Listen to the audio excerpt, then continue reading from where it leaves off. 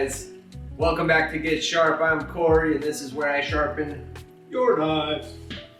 Well, today, goddamn, I hate to admit it, it's the Ichiban again. This thing's driving me fucking crazy, okay?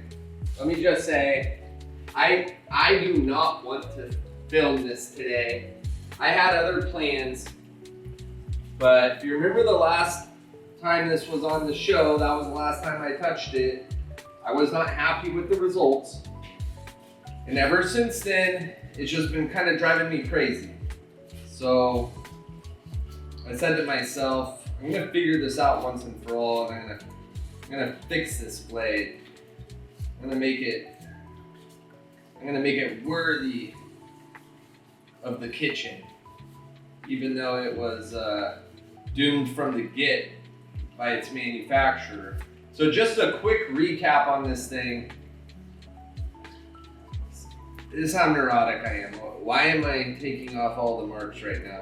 I don't need to be doing this, but anyhow. Save yourself a couple cents every time you go to pump your gas, grab a paper towel. All right, that's your financial tip for the day. And let's talk about this real quick recap. This was the world's ugliest kitchen knife. Reddit said it was trash because the maker did not finish the heel. It was completely dulled out. They grinded it from tip to, I don't know, right in here, and then they stopped. And it was unsharpened the rest of the way.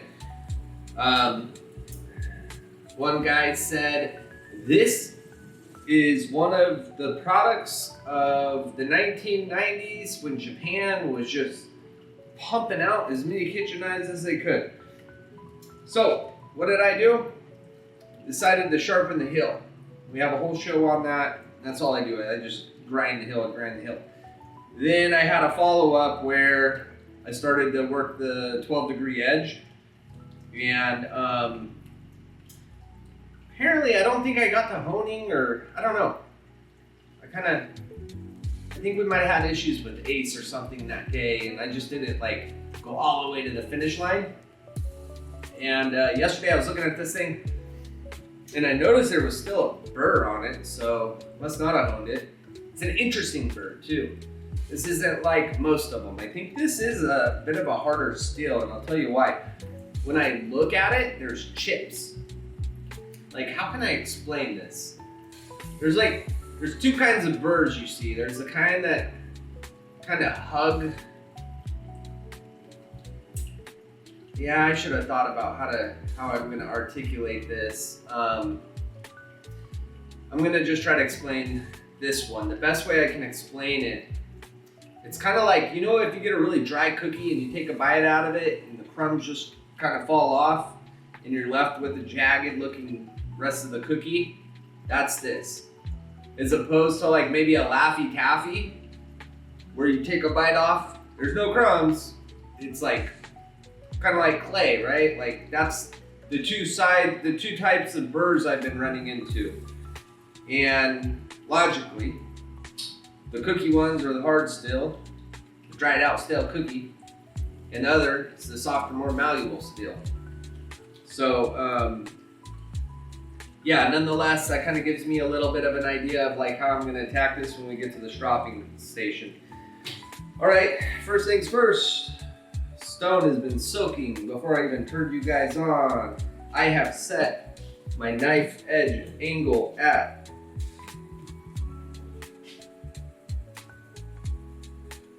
12 degrees. And I did all right on the hill. I'm not super happy about it, but I'll tell you what I'm gonna do. I'm gonna run a couple passes. I think I'm at the point now where we did all the grinding, but now I need to kind of set the edge, set the bevel. I need to put it all together nice and clean on both sides. And then from there, we're gonna jump over to that Japanese stone and finish her off. So let's go ahead and get to work. Wait, before I do, I just got off work and it was one of those fucking days. When you work in banking, there's 2 days. There's, I'm the fucking greatest banker in the world days. I'm so good at this job. And then there's the, oh my God, I just spent all day producing nothing. Just stupid busy work. Today was a stupid busy work day. Fraud, let me tell you. I spent a quarter, like damn near a quarter of my career on fraud. Because you gotta close accounts, you gotta open accounts. Oh, and that's not it.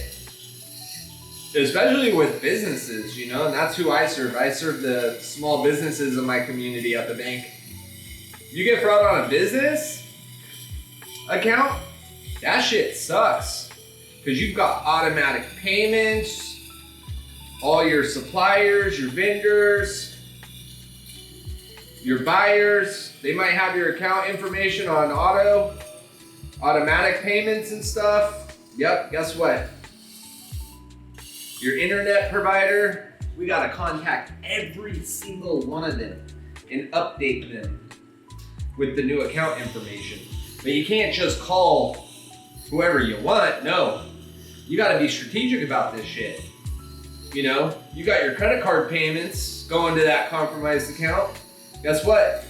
We better get that going, we better get that updated to the new account before we start paying bills out of it because we need money in it, right?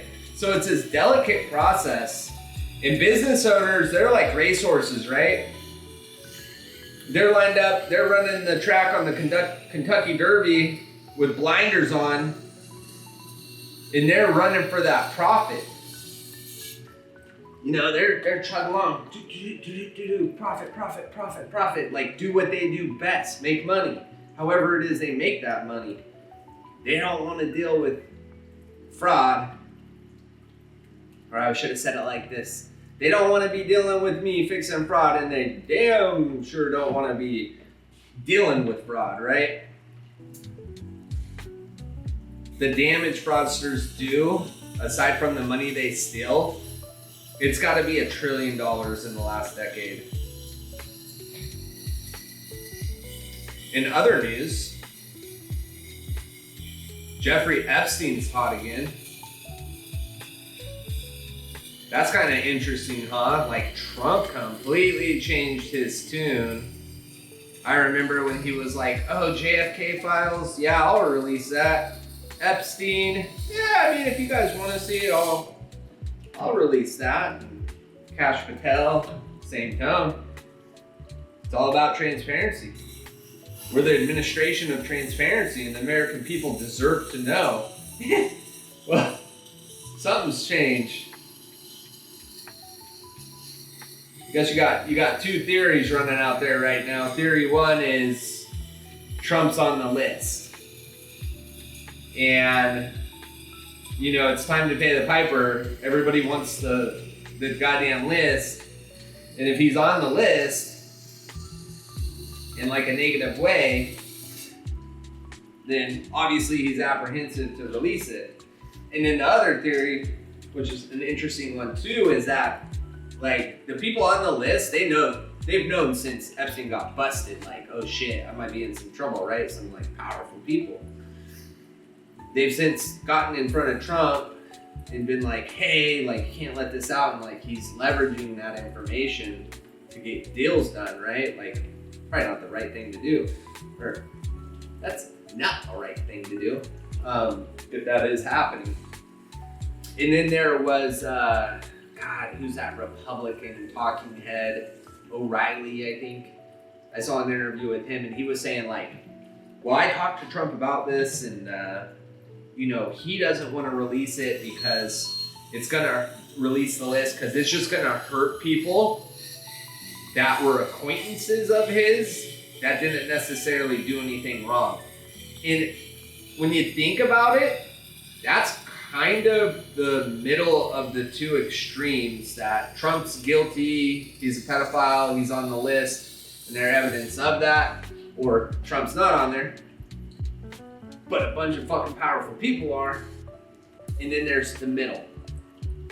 Like, maybe Trump's not a pedophile, but like he was hanging out, brushing shoulders with him, and there's really no way to prove he's a pedophile, and there's no way to prove he's not, but he's associated. He's guilty by association. That very well may be what this is, guys.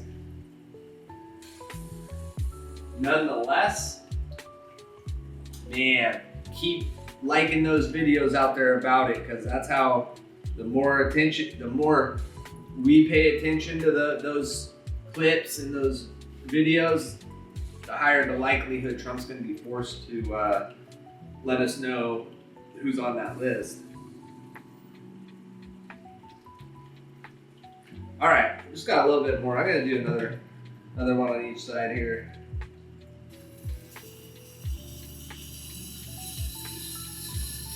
What else is happening in the world? I saw Tokyo's dealing with some floods, which is really sad.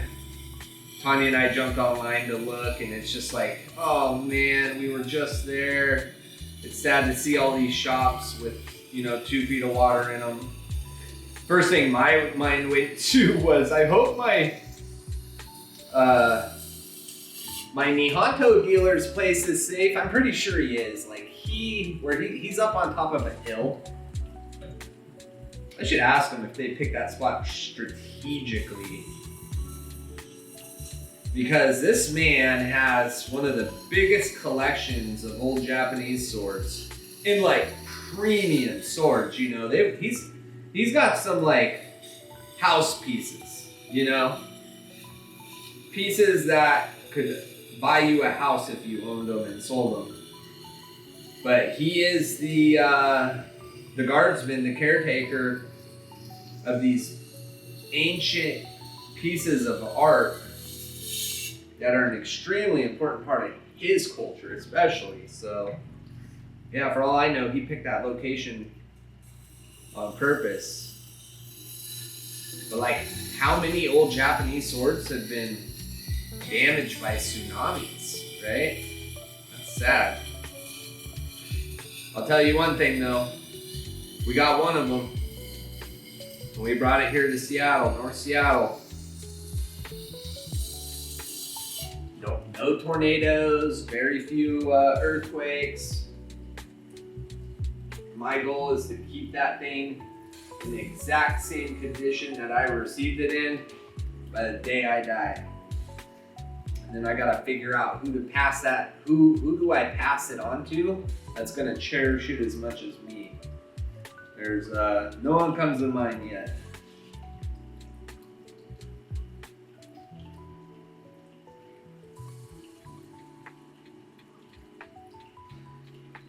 There's a couple spots on the belly,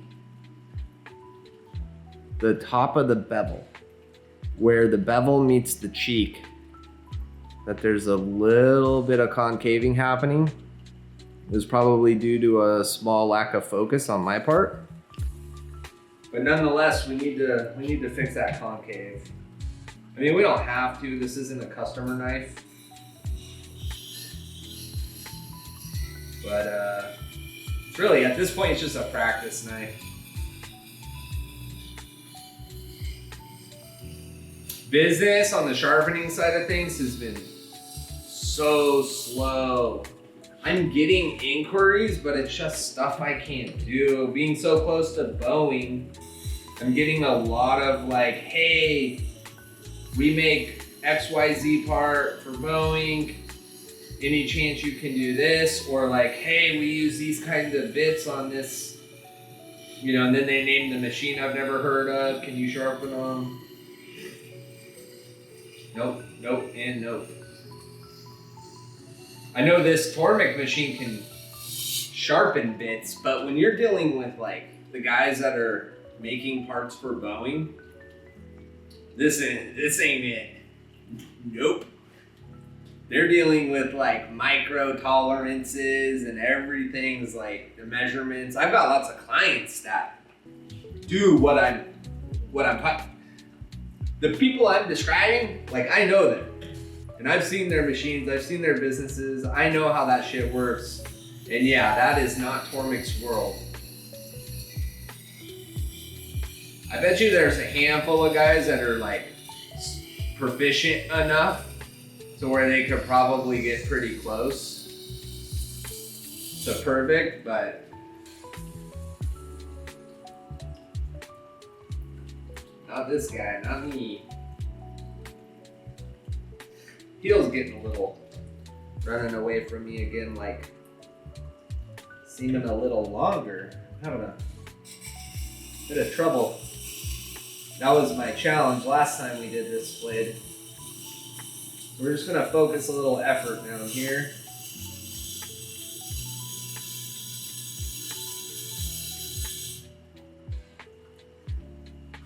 It's already pretty close, and then we're gonna do this side too.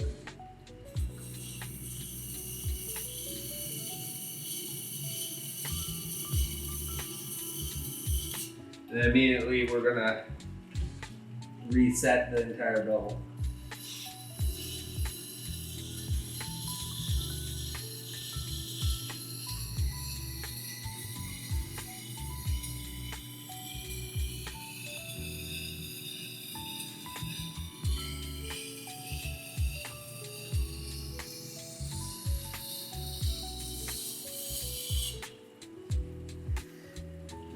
So Epstein list, Tokyo's got a major flood.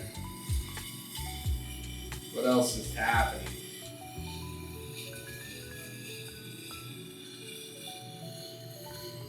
Trump's administration said that they pulled in $100 billion in income from tariffs, and they're expecting $300 billion by tariffs. He didn't invent the tariff. The tariff was around before he even walked into office. So I'm curious, like, of that $100 billion that we brought in first half of this year, like, how much of that was kind of like forecasted to come in already, and like how much did, his changes, his policies affect? That'd be interesting to know. But I'll tell you what, Trump administration's taught me a lot in terms of how to present things, how to talk. I'm just teasing. I was gonna say omit. I'm not a big fan of Donald Trump, but I also not a big fan of Joe Biden.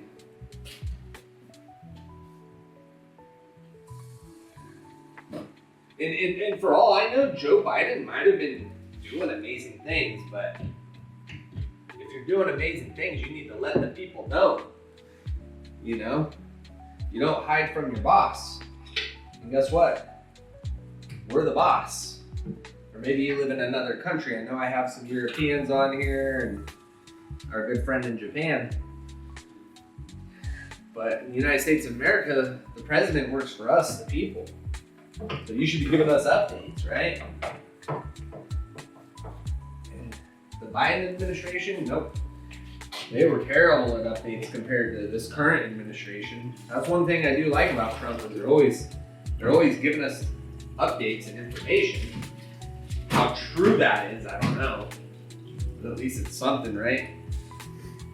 It's kind of like when Tanya and I had dropped Ace off that first night at the vet. We just wanted to know things. We just wanted to know what was happening.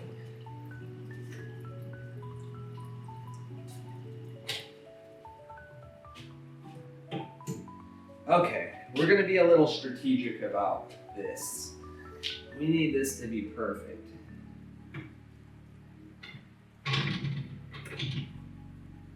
So it's so weird, right? So yesterday when we were sharpening, when I went from one stone to another, we had to adjust the dial a little bit.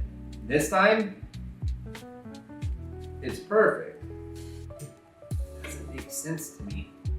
If it moved yesterday, it should move today. But we're gonna do the marker test. There you go, we got the marker established. Okay. And that marker is just to my right of here. So in between the screw in the center and there. So we're gonna set her up right up there.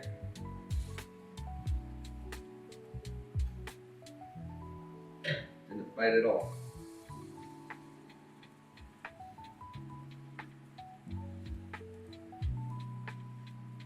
Okay. So that's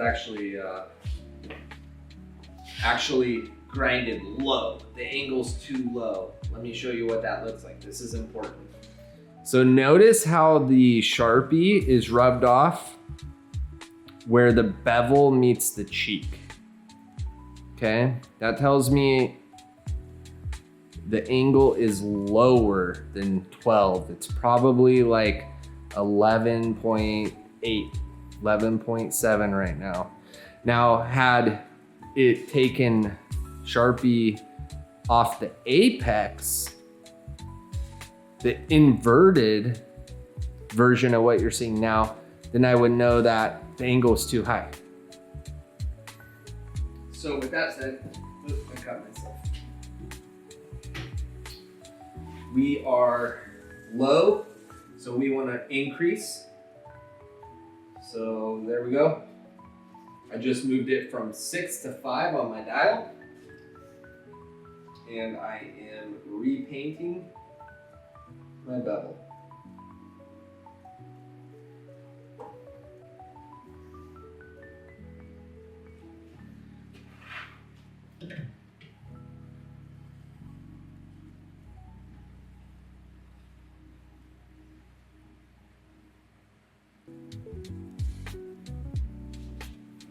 All right, there it is. That last one, I really put my focus on just holding the jig stop as flat as I could. And I put no pressure on the blade. I just spun the wheel and boom, shoot her right off.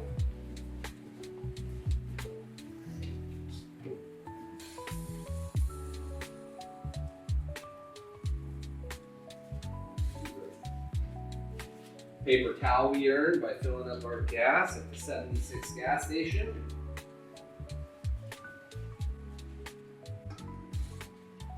And let's get to grinding. Let's get to honing. Okay, in this situation, our burr definitely on the back side here. So we're gonna start on the opposite side with hopes that we just slowly remove it. We just want to weaken the root of the burr, if that makes sense. Imagine the burr is like a mushroom that grew on the tip of a pyramid. And we need to remove that mushroom as carefully as possible. We don't want to rip it off. But it's kind of like a strong mushroom, so it's gonna take some force to get it off.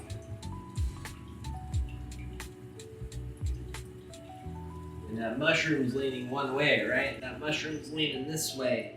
So instead of having the wheel go boom and knock that head off that mushroom, we're gonna have the wheel come from this side and start to slowly grind the root of the mushroom, like the bottom of the stem where it meets the earth or the top of that pyramid I described, and just slowly wear away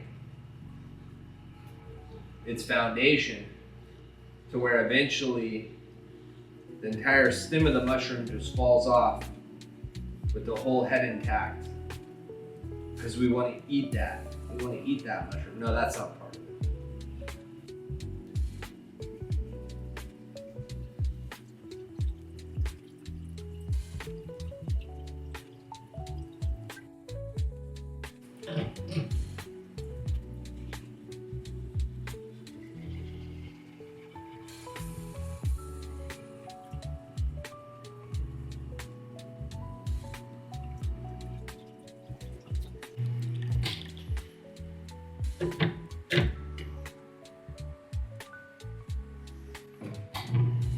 Get you guys pulled in for a close-up.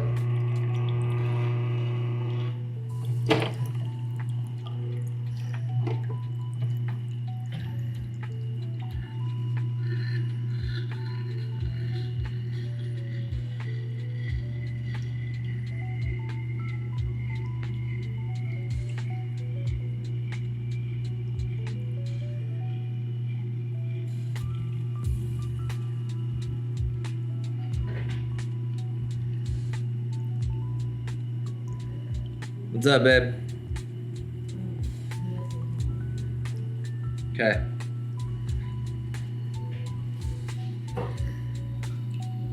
Alright, I'm gonna be pausing this after this pass to go give Ace his, right now, first dose of the evening is gabapentin. He likes that one. I think it's some kind of a painkiller.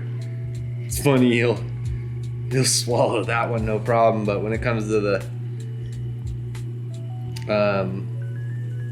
what's that stuff called, antibiotic, nope. I really gotta coax him. He's getting way better at it though.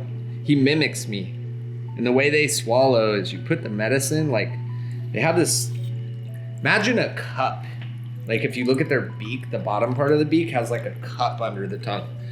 You just squirt it into there. But he'll just let it sit there for like 20 minutes. If I'm not holding him, he'll shake it out. He'll just shake his head and it'll go everywhere.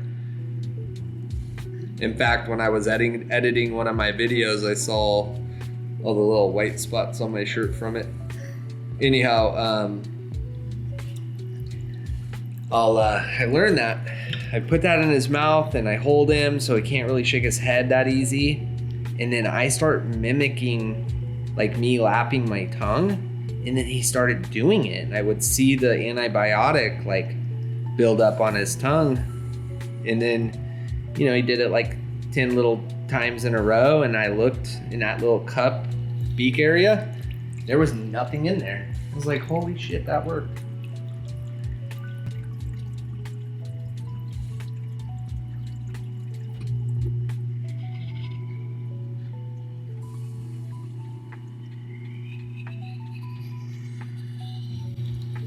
We might need to clean this stone up a little bit too, because it's looking really like it's glazed over pretty good.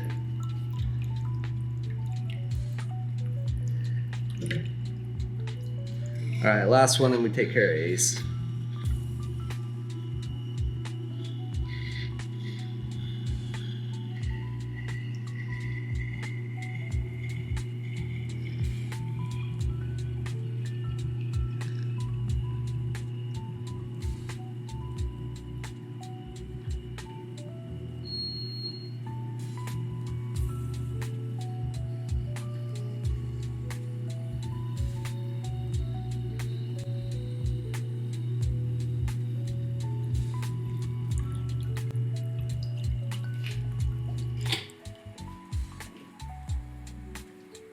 Gosh dang it.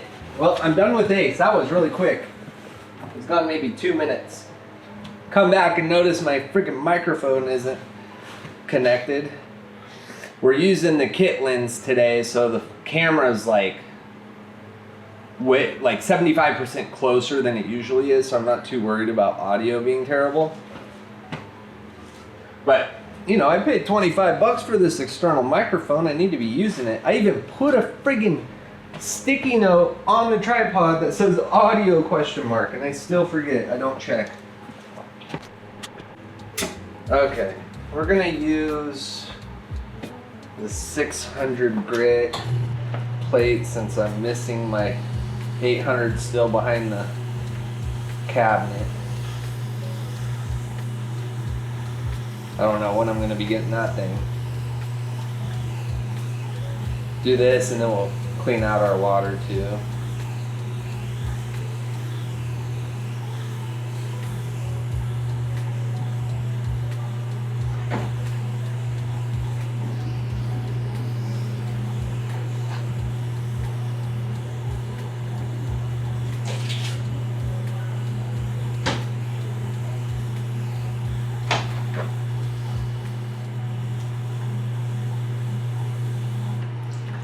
Okay, it's damn near perfect for me.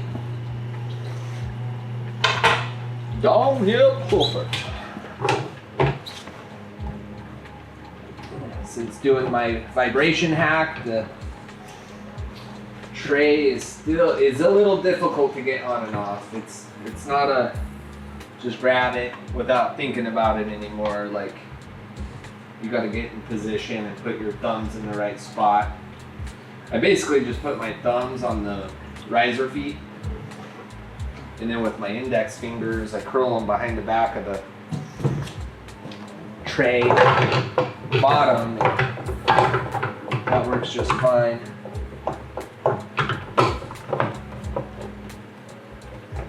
And I've left the hack there because I think we're better off with it than without it still.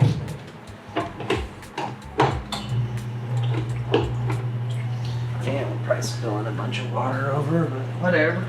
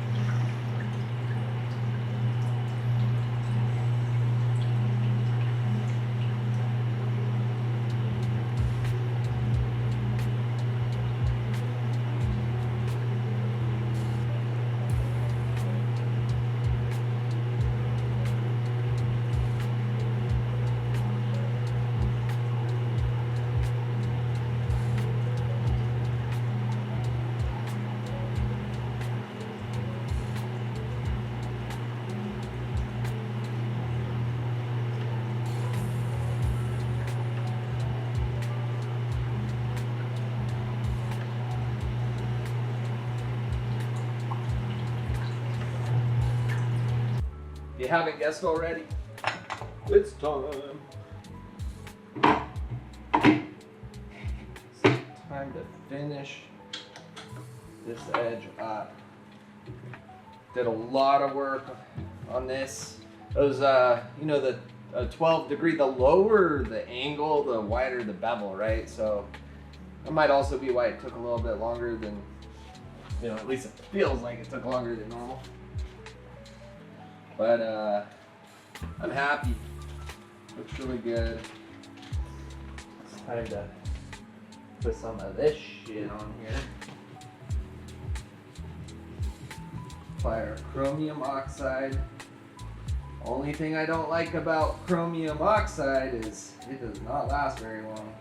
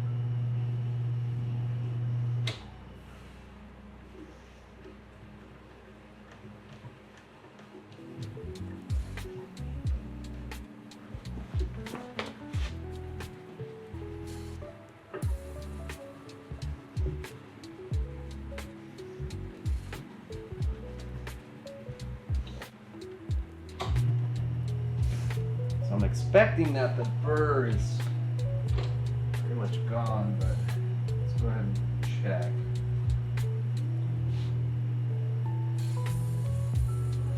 Able to see some of the flakes are on this side, so we're going to start on this side.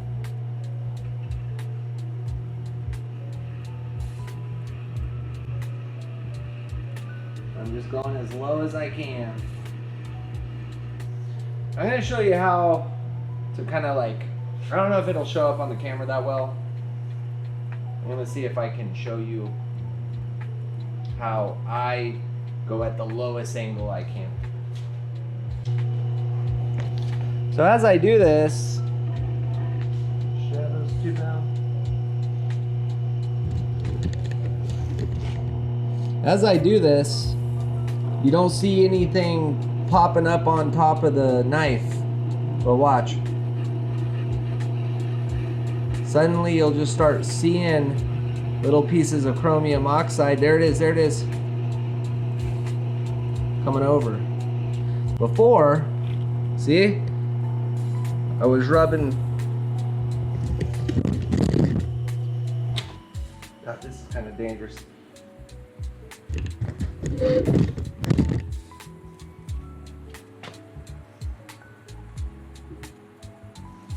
So you see that big scuff mark there? That's because the wheel was up here and it wasn't even touching the edge. But as I tilted it towards you, it started touching the edge. And the chromium naturally got flung up behind. So this is how I do it.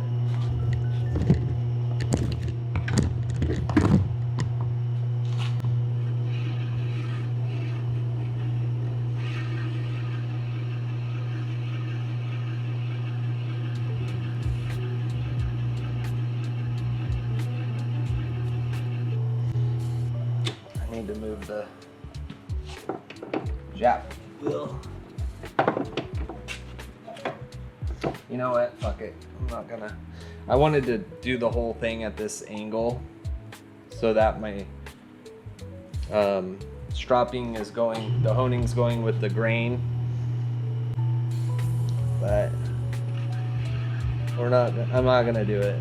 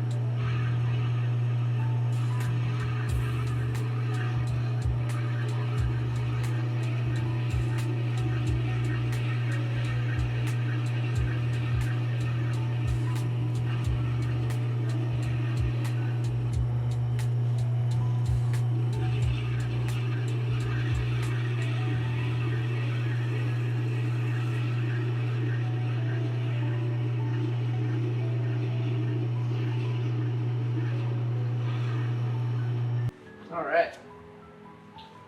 Let me see if this thing's sharp.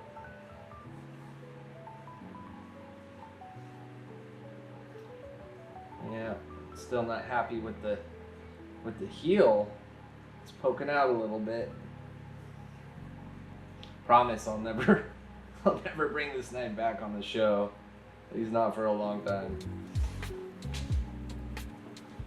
It's kind of a challenge, like, you know, it's one thing coming out here and just sharpening with music on, or one of those To Catch a Predator shows I like to listen to people getting busted, or that dude Don Shipley that busts the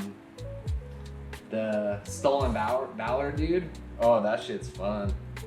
I like that.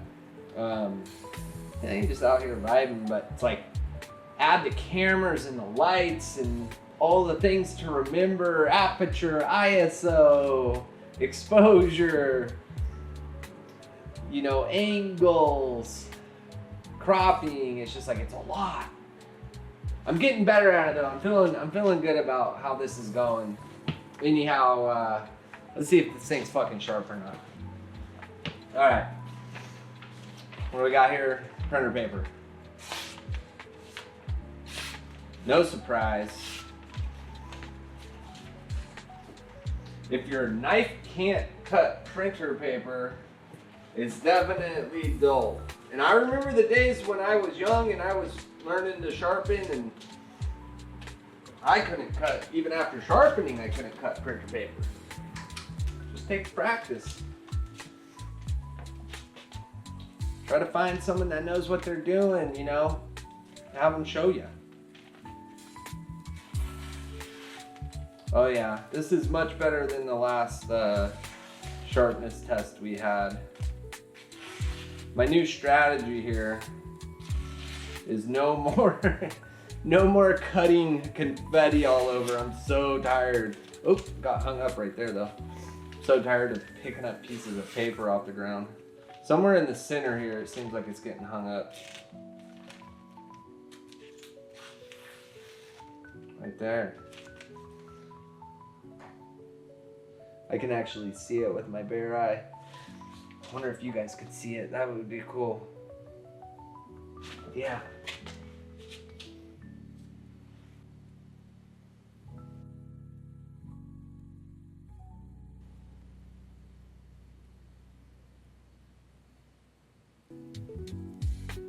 Anyhow, I see it. There it is. A little tiny spot there. For some reason, there's a little piece of burr that hung around. But nonetheless, my goal today was to get on here, film some content, hang out with you, talk about some current events, have some fun, and we did that. Does this knife need more time? Yup. Will I sharpen it again one day? Yup. Will it ever become a non-garbage knife and make its ranks into the elite status of kitchen knives? Nope. But anyways, don't forget to stab the like button for me and make sure you subscribe. We are at 45 subscribers. Tomorrow's Friday. My goal all week has been 50 by Friday. Is it possible? 100% it's possible. We need 5 more people to subscribe. And then this Saturday, or even as soon as tomorrow night, maybe, we're live streaming. This is all gonna be live. And I can't wait. That's gonna be a lot of fun. Can live stream right now, but I'd have to bring out my PC and do it all through there. The 50 subscribers on YouTube allows you to do what's called mobile streaming. So I'll be able to attach my my cell phone to the Sony a6700, so I do not compromise on quality on your behalf. And we're just gonna be out here having some fun. I'm really looking forward to that, guys. But yeah, thanks for showing up, and I'll see you on the next one. Have a good night, guys.